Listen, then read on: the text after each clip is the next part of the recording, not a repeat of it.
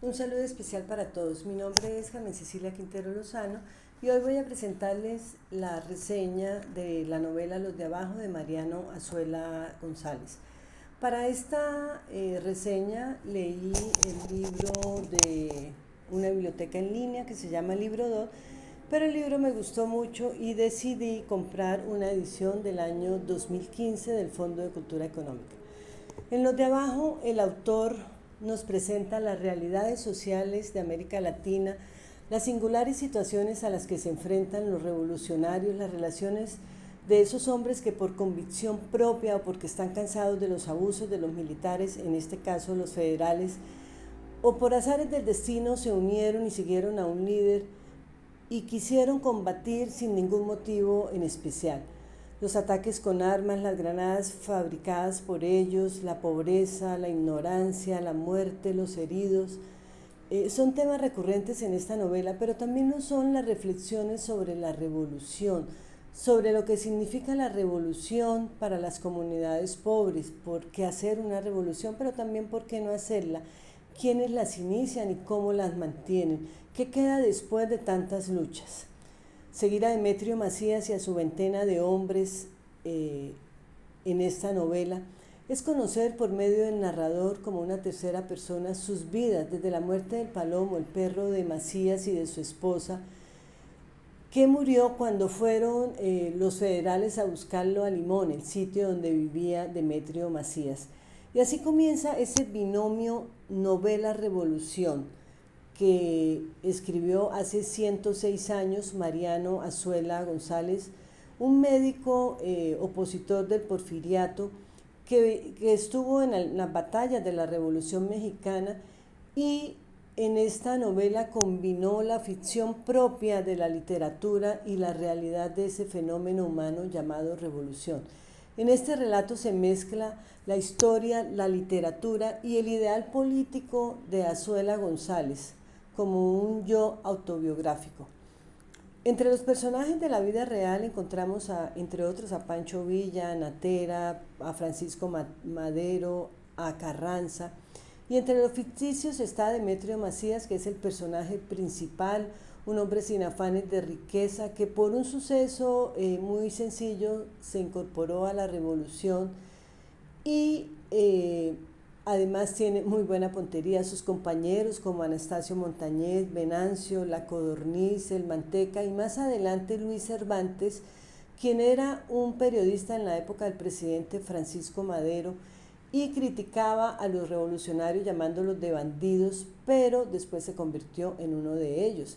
En la segunda parte de esta novela, porque la novela se divide en tres partes, en la segunda parte entra un personaje que se llama Margarito, un hombre cruel y sin escrúpulos,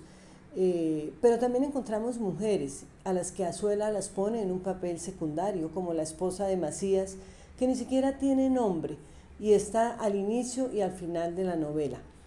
Está también Camila, que está enamorada de Luis Cervantes, pero por una jugada desleal de Cervantes ella termina con Demetrio Macías. Está también La Pintada, que es una soldadera, como le decían a las parejas de los soldados, y ella participa de manera activa en los saqueos y logra mejores avances, cosas que han robado de las casas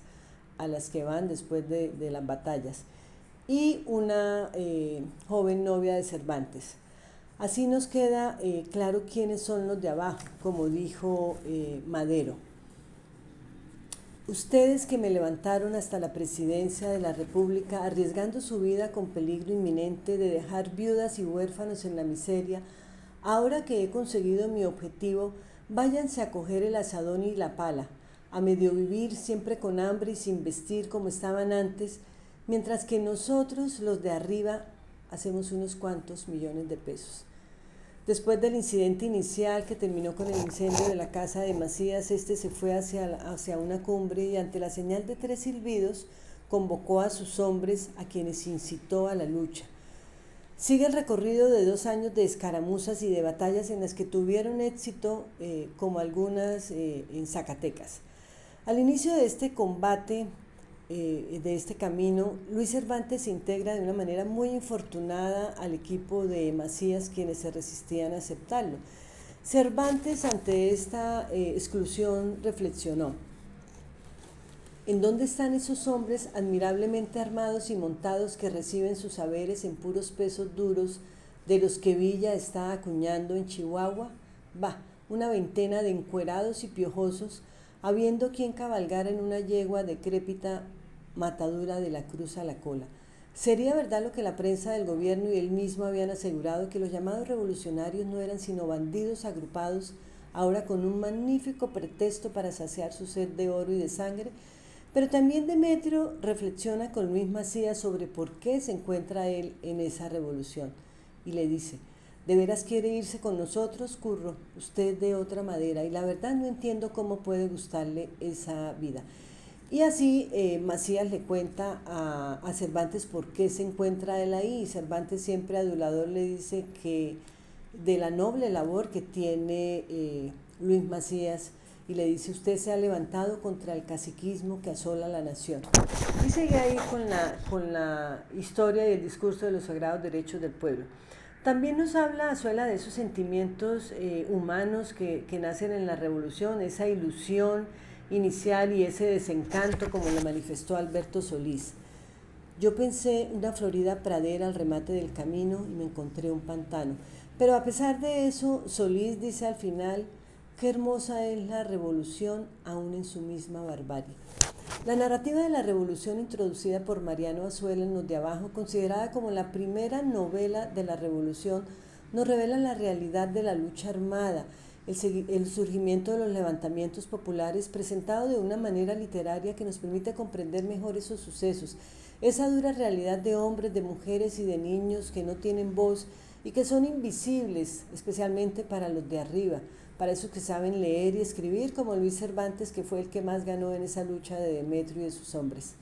El título de la obra puede despertar cierta sensiblería porque tenemos la visión romántica y simplona de que todos los pobres son bondadosos, pero aquí Azuela nos presenta unos personajes pobres, ignorantes, crueles, que empiezan una lucha y que en el camino pierden ese sentido y terminan pareciéndose a esos enemigos que tanto odian, y a veces superándolos en maldad. Los de Abajo nos recuerdan la dualidad no solo de las personas, sino de la sociedad, de los ricos, de los pobres, de los de arriba, de los de abajo, y también esa dualidad y una paradoja que en medio de tanta pobreza está la riqueza del paisaje, de la naturaleza, que Azuela nos describe de una manera maravillosa. La novela está llena de tensión, se percibe la violencia, el ánimo de iniciar la lucha, el desencanto, luces de esperanza, como cuando Demetrio Macías le perdona la vida a don Mónico. Esas representaciones mentales que a veces nos hacemos sobre la revolución como si fuera un mundo lleno de ideales, queda al descubierto en Los de Arriba y en Los de Abajo, y nos queda la pregunta: ¿vale la pena la revolución? Muchas gracias.